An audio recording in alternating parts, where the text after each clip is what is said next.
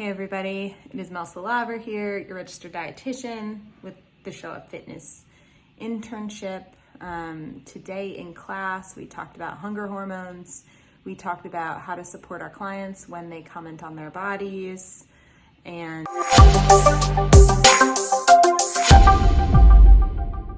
today in class, we talked about hunger hormones. We talked about how to support our clients when they comment on their bodies. And we also talked about this idea of cheat meals and why I loathe that term and some better strategies and ways to navigate food and how we talk about it and our relationships to it so that we can better support our human beings. So more on this. Watch us, join us, come to class. Do proteins and fat cause the release of more leptin or decrease the release of ghrelin? So if we're going to talk about ghrelin and leptin, I think my first question to everybody in this group is, have you heard of these two hormones? They are called our hunger hormones. Do you know what they are? So I can give you just a little bit of an overview. But I kind of laughed when I heard the question because and I think it was Tyson who asked it. He's not on our call now, but Tyson, I know you'll watch this because you're so good and you watch all of it. I have a lot of people talking about thyroid issues and Hashimoto's. Yeah, so this is not directly in line with that, but what I will say is, okay, if we look at, well, I'll just give you the overview. If we look at ghrelin, which is our hunger hormone, right? So it's the hormone that controls our hunger, our appetite in our body, produced in the stomach, and it sends signals to the brain whenever it feels like it's hungry. So as a rule of thumb, when we have a significant amount of body fat, we have lower ghrelin levels, which is why we have that drive to eat, right?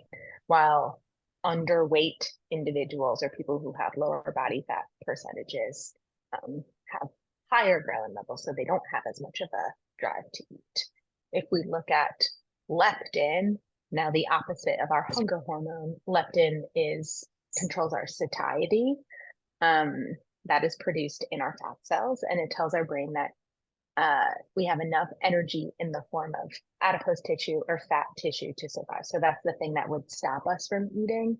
So again, whenever we're in a calorie deficit, we're eating less than the energy that we might be burning or utilizing. We're telling our body that we want to use the current resources we have as energy. So these are the two hormones that just drive our hunger and our fullness. So Tyson is asking, again, coming back to that question, do proteins and fat cause the release of more leptin or decrease the release of ghrelin? If we're educating about it, right, in this context, ultimately what we're looking at is satiety, and knowing that each of these three macronutrients are going to overall impact the satiety.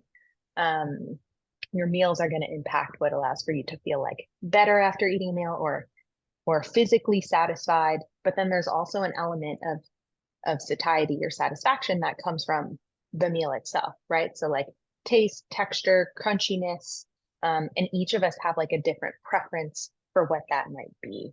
So while each of these things do impact the physiological drive to eat, the act of eating and what allows for us to feel satisfied is about more than just that.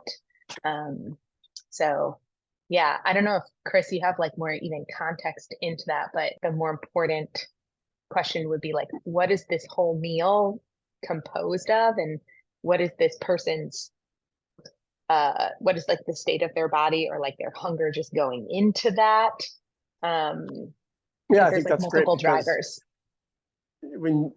For a long time, in the early 2000s, they were really big on how everything spiked your glucose levels, and that was a big point. Even I remember way back in the day in college, that's something we had to learn. What's the glycemic index for bread, and now we've kind of learned exactly what you're saying right there. Is it's not really about that micro aspect; it's more about the macro aspect of what's happening overall for the day, week, and so forth. Yeah. Yeah, it's multifaceted. So, I think the thing that comes to mind with me even, yeah, when you mention that or glycemic indexes, people who go crazy over high fructose corn syrup, right? And like no one is consuming high fructose corn syrup in isolation, like as its own specific thing. They're having it amongst other things, like when we eat protein, the where we're getting our protein from, like are you having a ribeye? Are you having a sirloin steak? Are you having chicken thighs? Are you having, I have chicken breast here that I'm snacking on. Like it's not just protein. Like there's some level of fat to that. If you seasoned it in some capacity, there's some carbohydrates to it. Like it's more nuanced than just one specific piece. So I think my love note encouragement here is like, as you're learning like new terms and kind of the physiological events to how we eat and our hormones, if you will, I don't want you to get too hung up on like individual things because no one is eating like very individual things.